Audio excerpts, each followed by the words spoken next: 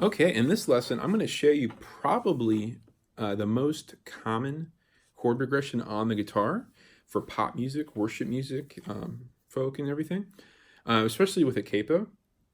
So if you learn this progression and use a capo, you can play almost every song. It's so common. Not to say that it's every song is like this, but you'll be surprised. So what we have to do is we have to get the ring and the pinky in place, and these are pretty much not going to move. So the third finger is on the third fret of the second string, and the pinky is on the third fret of the first string, and these are going to stay static. They're not going to really move at all. So the first chord we're going to do is now a G. So this is just another way to play G. So I have my middle finger, third fret on the low E, and my pointer on the second fret of the A. And this is pretty much the first chord, so this is G. And as we mentioned, the ring and the pinky are going to stay static. And all we're going to do now is we're going to move these two fingers down so that the middle finger is on the fifth string and the pointer's on the fourth string, but my ring and pinky have not moved at all. And this is a really cool C chord. Fifth string down with the pick. But it's technically a C9, but it just sounds great. It's really good. G, C9. Then we'll do a D chord. And basically just think of the D chord, but your pinky won't move. And so anyway, this is called D sus4. A lot of times people will kind of go like this.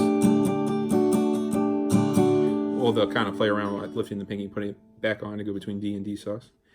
But so far, that's what we have. So we have G, C, D. Then, if you put your two fingers here, like this, second fret, fourth string, second fret, third string, index, middle, ring and pinky, again, have not moved.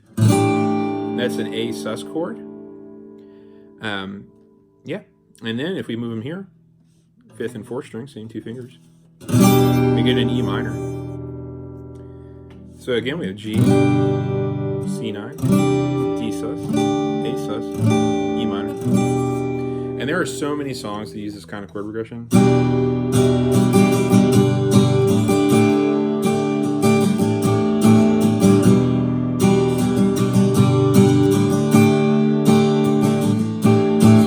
Or,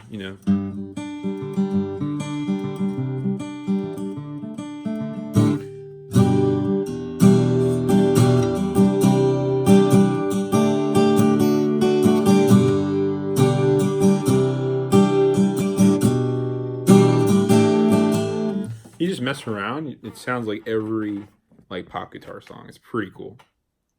So again, as I mentioned, your beginner skills are now complete. If you've been practicing and everything's going good, go live in Facebook, show me how everything's going so I can make sure your techniques are sounding good and everything. And to learn some songs, again, I recommend Marty Schwartz's YouTube channel, or just simply send a request and I'll do any song you guys want in the Facebook group. All right, guys, take care. God bless.